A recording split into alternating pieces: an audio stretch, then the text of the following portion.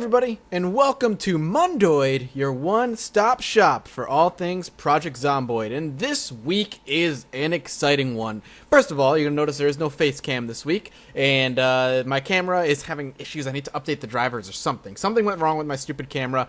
I want a new one anyway, but that's beside the point. No face cam this week. Doesn't really matter. Not going to affect the way I do things. But overall, we're going to get right into the blog, and things are really exciting this week. It's called On the Verge. A couple things we're going to talk about early on, and then we're going to get right into the meat of it. The first thing is there's a new forum. If you guys didn't know, they changed over the forum from the old system to a new one. Looks a lot better, a lot crisper. It's a lot, I guess, more reliable probably for the development team. Outside of like an aesthetic look, I don't notice any difference. Presumably there's a better reasoning for it for the developers for switching over forums. Whatever, just go. If you haven't re-signed up at the forums, or you have never signed up at the forums, I highly suggest it. There's a lot of good conversations going on. There's a nice little section called indie games that I frequently visit because I am such an indie game lover. And there's a lot of indie games I probably never would have heard of had it not been for that little forum. So go check it out. Really, really cool. On top of it, the new build that is being closed tested right now. All the bug fixes and everything for the build number 11, I think is what it's called, are being tested right now. If they're being tested with the closed testers, and as soon as it's stable, it's literally days away at most. So it looks like we'll be seeing the update to Build 11 very, very shortly with all the bug fixes that we really wanted, with a few other things kind of put in, a few last stand tweaks and changes and additions, so that's really good. But that's just the fluff. We're going to get into something that I am super excited for and have been mentioning every week for like a solid month, I feel like, and there's some NPC updates. Really good NPC updates. Stuff that I have been able to read about. I basically read all this stuff a few days ago in the closed testing area. But now they have it out there for everybody to read, and we're going to go over it and talk about why I'm excited, what it means for gameplay, as I typically like to talk about, and what we can expect when it gets implemented. So right off the bat, they're talking about the development of the new NPC continues, basically on pace as they expect it to do, and it's all very exciting. We're keeping a lot of the specific scenes and events that we have added or plan to add a secret, as we'd love for them to be discovered in game, blah, blah, blah. So basically a lot of the specific events that could happen with NPCs are not going to tell us because, again, they kind of want to be surprised when we do encounter it. But they're going to give us some stuff to look forward to, stuff that is going to be normal AI behavior that we can expect to play, and what and I'm going to talk about what I think it means for gameplay. So some of the NPC behaviors are as expected. There's going to be guarding and patrolling, for one. Upon game start, when a survivor group is created, a leader will be assigned, and that leader will immediately start giving orders to their group to patrol the building, guard windows, etc. At the moment they open curtains, but in the future, they should probably use a currently non-existent peek mode or something. Whether this will be in the first NPC update or not, it's something that should be possible for the player as well. Patrollers will wander slowly around the building, randomly wandering about on occasion, investigating noises, etc. NPC patrollers and guards will react to spotting a stranger, particularly one trespassing on their safe house, based on their personalities. So that's the first update. This is really, really important and really exciting. What it means is that NPC groups are no longer going to be just kind of walking around and doing their thing. If you remember in older builds, particularly in, 1.9Q or whatever it was called, 2.9Q or version Q, whatever, NPCs just kind of wandered around the map and just did their thing. They kind of had groups where they kind of followed each other around and beat down NPCs, but they kind of didn't have safe houses, right? I mean, there were buildings that they kind of put up like boarding windows and they kind of considered it home, but they didn't really act like it was home. This is the first step into acting like something's home. And the important thing to pull out of this particular aspect is that, where is the sentence?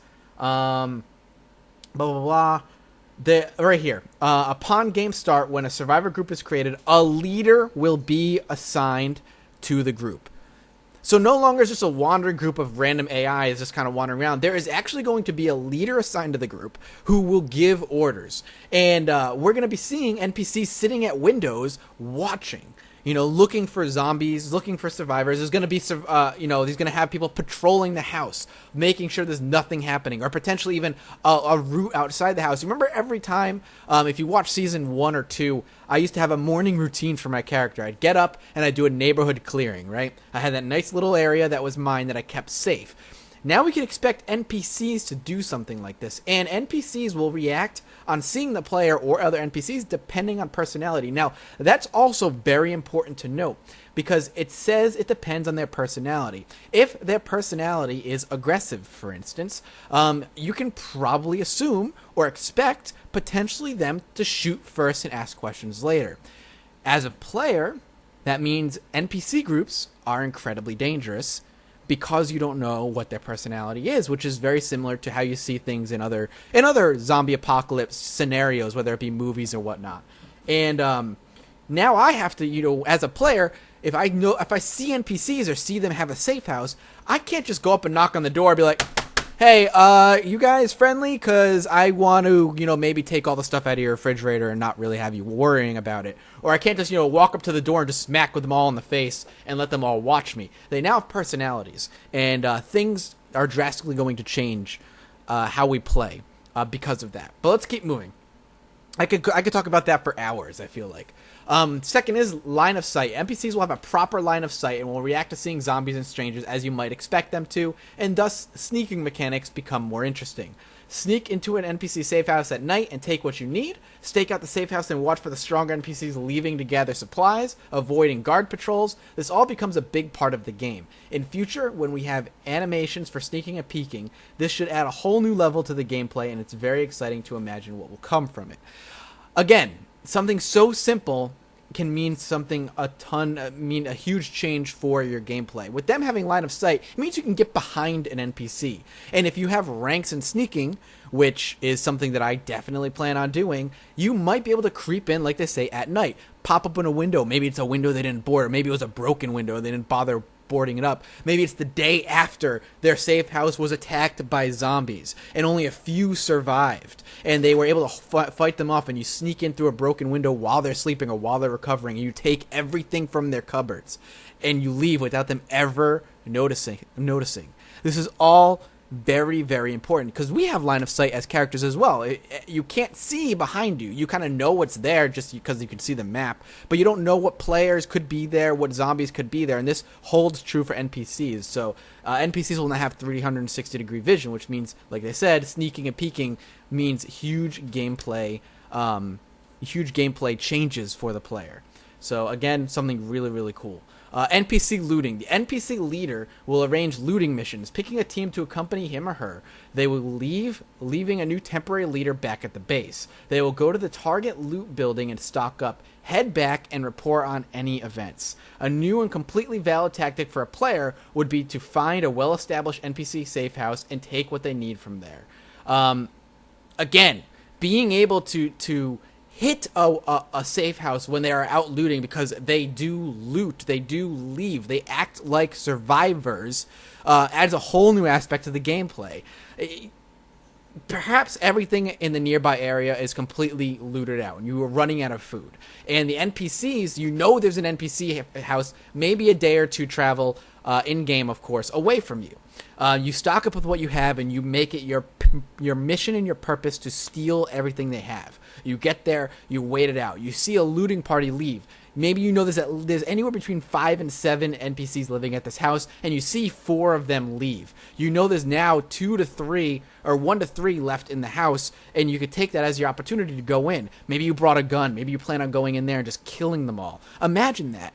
Or perhaps the leader of the group is incredibly aggressive and impossible to talk to, but the leader he leaves in his place is somebody you can actually speak with or, try and barter with. So when the leader actually leaves with his group to go loot, you can now attempt to deal diplomatically with the new leader at the base and take their food and, maybe barter with it. Or conversely, you take a shotgun and kill all of them while the main group is off looting, and you take everything that's worth. On top of it, NPCs come back and report back everything they've seen. It's very obvious, and again, I've talked about this before, that Lemmy and the group have taken a huge inspiration as far as NPCs go huge inspiration from Crusader Kings 2. I know Dummy has said he's taken inspiration for how they deal with NPCs here, and you can obviously see how it works with as far as personalities, meaning they're going to kind of deal with you in certain ways, coming from that. And I'm super excited to have that happen. Next up is group meetings. NPC groups who meet may join forces, move along their way, or fight depending on personalities of the leaders and others in the groups. Meaning, one group of 5 and another group of 5 could meet up and become a group of 10, making them a very strong force in the neighborhood and somebody you need to either avoid or ally with in the future in order to even survive. The emergent story gameplay that can come from this is incredible, and I'm looking forward to seeing that. Archetype start groups: lone crazy man, brother and sister, husband and wife, father and adult sons and daughters, gangs of aggressive thugs. Groups at the start of the metagame will have, as well as some randomness, different themes to draw from. Obviously, these will change as groups join together or members die. While we may not have dialogues to represent all these kinds of relationships at the moment, they will have relationship modifiers and have some interesting effects in the metagame. Again, another huge kind of inspiration coming from Crusader Kings 2 there, because it's very similar. With different traits and numbers representing a character in Crusader Kings 2, it obviously dictates how they deal with other NPCs and even dealing with you, depending on your traits and whatnot. This is very similar in that aspect. There's going to be group archetypes that, of course, like they said, will change depending on the character interactions and deaths. And I don't know if you can hear my excitement as I'm talking about this, but this is going to be another huge draw for emergent story to kind of explode forth from different things happening. Imagine a group of thugs meets up, with a group of a husband and wife architect. What can happen to that husband and wife? Chances are the thugs are going to try and kill them and take their stuff. But maybe the husband and wife met up with another large group of thugs that took them in, and now they kind of come together with a group of thugs, and 2 groups of thugs kind of meet on the street and they fight and whatever. It's just awesome. I'm very excited. I wish I had my face cam on today because I'm very animated with my hands, moving my hands around talking about these groups and stuff. Very, very, very cool. Meta combat. New system of handling combat involving NPCs, players, and zombies. Totally transparent to the player, but essentially has meta-based combat system based purely on character stats when it occurs outside the player's streaming radius. Basically what they're saying is in the metagame, outside of the area that's loaded up around the player, combat is going to basically be dictated purely by stats, and then the end outcome is going to be recorded, whether it be, victory, defeat, retreat, stalemate, results of real combat, works in line with the meta results. Instead of having it happen in real time where basically anything can kind of happen, the combat in the metagame outside of the loaded area around the player is going to be purely based upon stats, and then math will do the rest and they'll be fine. So that's really good. I'm glad to see combat is going to be handled pretty simply and smoothly as far as that is concerned. And the last paragraph is talking about the limitations. Basically what they want to do is kind of push NPCs out one step at a time, so we may get builds where we can't interact with NPCs right away, but they're going to be in the game. And of course that will drastically change how we all play dealing with NPCs. I've talked about it 100 million times in other Mondoids or even my series. So I'm not going to kind of sit and harp on it and beat a dead horse. But as I've said before, introducing any type of NPCs into the game is going to drastically change how you play, because resources, weapons, etc. Are going to become more and more scarce as NPCs are around the map and moving around, as well as zombies chasing NPCs and moving around the map, etc. So that's really exciting to see. And they're saying basically we'll probably pump out NPCs at stages of their development before they're fully implemented. So really excellent Mondoid blog talking about the stuff that I've been really excited to talk about for a long time. I highly suggest you go read this yourself, as always. And I thank you guys for coming by in Mondoid. I know this is a bit of a longer Mondoid, but it's a really exciting one, and I am incredibly excited to be talking about it. So if you're one of those weekly viewers, I look forward to seeing you next Mondoid. If you're a daily one, I will see you later today or tomorrow or whenever you swing by. And if you're a new viewer, feel free to hit that subscribe button and be updated every time I pop up a video. There's always 2 videos a day at least going up on my channel as far as Project Zomboid and amongst other indie games and fun stuff and collaborations lately. So check it out, guys. Thank you guys for swinging by. Your support is greatly appreciated, and I will see you all next time.